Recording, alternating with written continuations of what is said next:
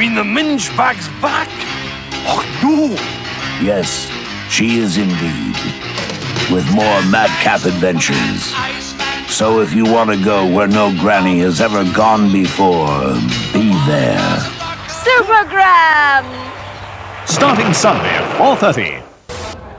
Well, now, of course, the political battle over the budget will begin, and the Labour Party, of course, will be critical of what the Chancellor has said, as we heard from Mr Neil Kinnock. But we turn now to one of the Treasury team on the Labour front bench, Tony Blair. Now, what is your reaction overall, Mr Blair, to what you've heard? Well, there are very little surprises in it, apart from the sort of pre-election gimmick on booze and fags.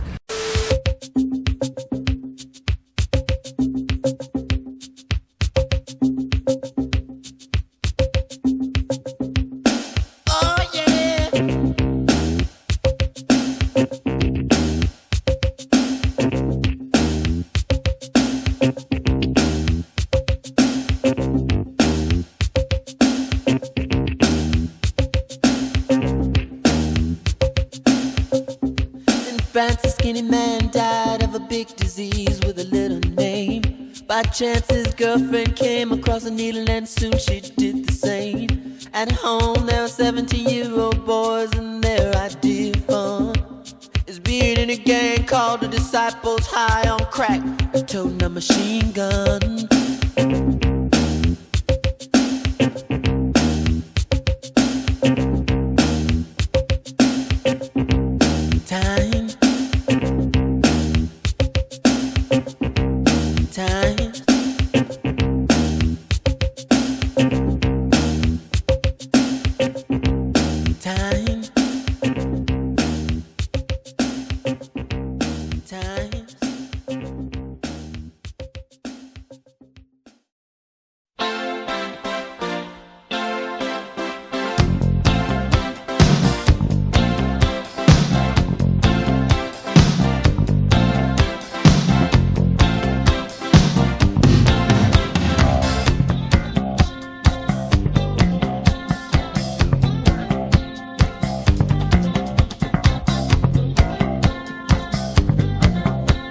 I was feeling I wanted to move on in the football world a little bit, and I'd gone to Epsom Ewell, I think, and I didn't enjoy it. I felt that I could do better, a better club. Billy Smith, I don't know how he became aware of me, but he was very persuasive in making me come to Corinthian Casuals. I didn't really know too much about the history of Corinthian at that time. All I knew was they were building a good side. That's all I knew.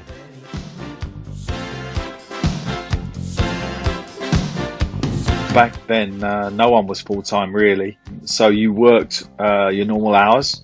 I used to work hard because it was a physical job, from about 8 o'clock to about 3:30, 4 o'clock. You earned as much as you put in, so how many windows you put in, that was how much money you earned that particular day. So you had to really graft to earn your money, and then drive from work usually straight to training. And obviously to evening games as well, finish evening games and then get up the next morning and work. And that was just a normal routine. It didn't really bother me, it was just normal. I didn't really think about it too much. I can call you Betty.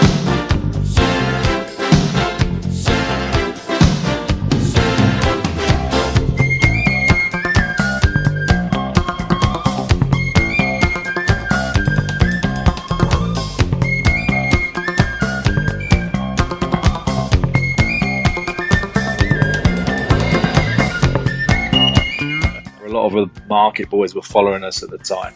It was a tough encounter. I seem to vaguely remember they were a tough team and a tough group of fans down there, and it was very kind of boisterous and aggressive.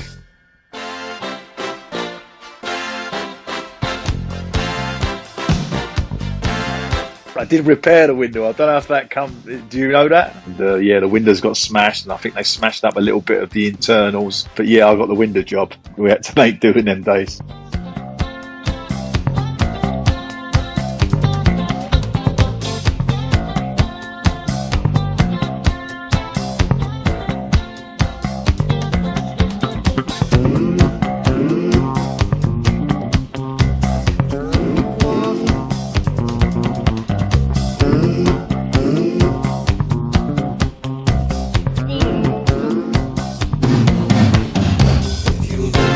bodyguard.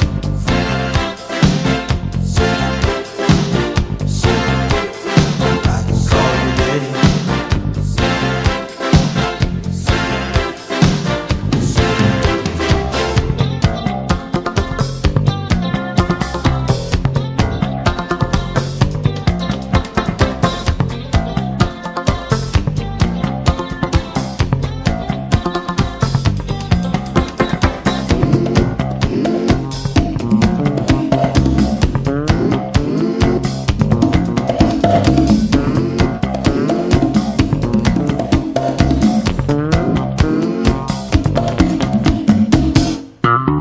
Well, the first game, Bristol City were very wary of us, I seem to remember, and I know that because Jerry Gow played. Jerry Gow was marking me.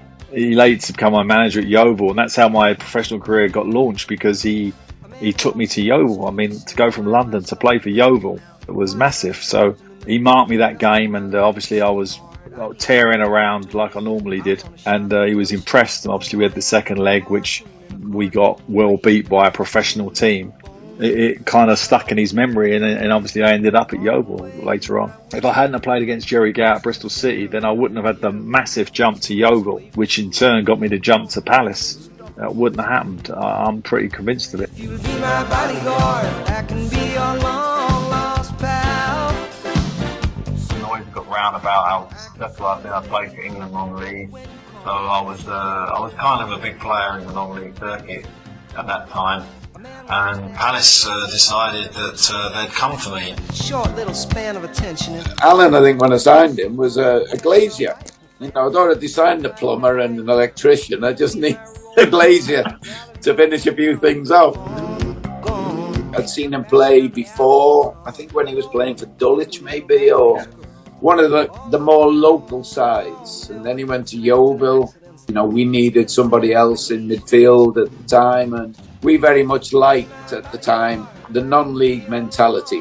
You hire the attitude, you teach the skill, and you hire the attitude. So many non-league players that had signed at Palace delivered a great, hungry attitude. You know, if you're not successful, you're going back to doing your day job, as it were, and it makes a significant difference. We wanted that abrasive quality that non-league players had of wanting to prove a point. You know, Alan Pardew was a case, probably the best case in point. He was more mature, and you could tell he had a little bit more about him in terms of, you know, just presence. You know, he'd lived a little bit. So many football people are being cocooned in that environment. They do nothing. In the football environment, everything is done for you. Where Alan, he knew what life was like. He knew what the price of failure was. Straight away, he demanded respect because of just the way he conducted himself. You know, he much preferred playing football to putting in windows, that's for sure. You could just tell he was going to had the right mindset to be successful. Holds no currency. He is a foreign man. He is surrounded by the sound. Cattle in the marketplace, scatterlings and orphanages. He looks around.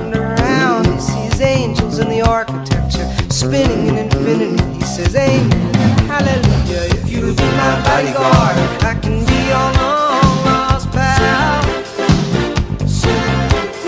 I can call you daddy. It wasn't a great time for Crystal Palace because financially they were in terrible trouble, really. It was all run quite tight.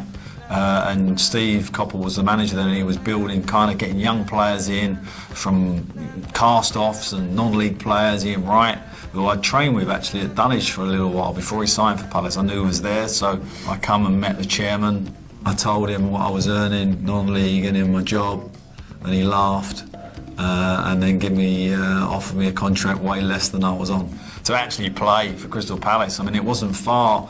A lot of my friends were Crystal Palace fans, and so it was like, wow, what an opportunity. And after speaking to Steve Coppell, he kind of put into me, you know, what he wanted to do with the club, that we were, you know, we're fighting for our lives, and if you come in and with that approach, you'll do well here. And I knew that wouldn't be a problem for me, because that was a big part of the makeup that I had inside of me. So I accepted that challenge, and the money was irrelevant. straight away you could tell he wanted to make an impact. Strong personality. Even at that time, you know, he knew this was an opportunity for him and he was determined to take that opportunity. And that's what he did.